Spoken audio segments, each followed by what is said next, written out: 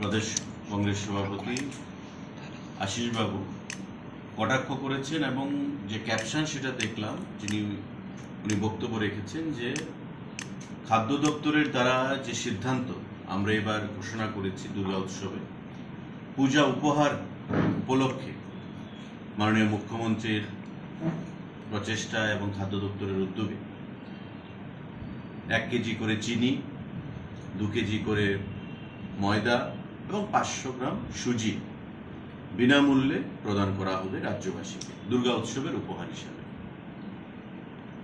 বিগত বছর পর্যন্ত সারা রাজ্যে শুধুমাত্র যারা priority group PG card holder ration শপে তাদেরকে এবং বিপিএল যারা তাদেরকে সেই সুযোগ সুবিধা দেওয়া হতো, কিন্তু সাবসিডাইজড রেটে দেওয়া হতো, বিনামূল্যে দেওয়া হয়নি। কিন্তু এপিএলদেরকে সেটা প্রদান করা হতো। কিন্তু বর্তমানে আমরা সিদ্ধান্ত নিয়েছি যে সারা রাজ্যে 9,83,000 যে রেশন কার্ড হোল্ডার আছে, সারা রাজ্যের এপিএল বলুন, বিপিএল বলুন, প্রায়োরিটি বলুন, অন্তোদয় বলুন, টোটাল 9,83,000 রেশন কার্ড হোল্ডার আছে।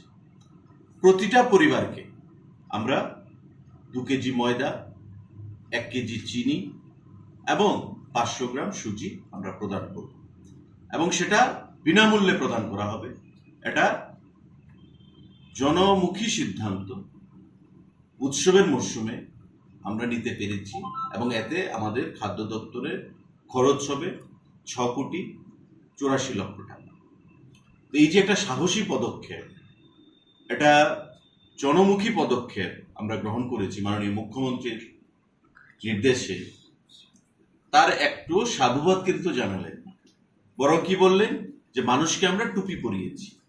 তা আপনাদের মাধ্যমে আমি যেটা বলবো যে আজকে এই যে সিদ্ধান্তটা আমরা গ্রহণ করেছি খাদ্য দপ্তরের তরফ থেকে, সরকারের তরফ থেকে, মুখ্যমন্ত্রী প্রচেষ্টায়, প্রতিটা পরিবার এই যে 9,83,000 রেশন কার্ড, তার প্রতিটি পরিবারের, বিশেষ করে মায়েরা যারা আছেন, মহিলারা যারা আছেন, তারা খুশি হয়েছে। কারণ এই যে জিনিসগুলো পুজোতে তারা ব্যবহার করতে পারবে এবং আই এম শিওর যে আশিস বাবুর ঘরে আশিস বাবুর পত্নীও তাতে সহমত পোষণ করেছে। তাকে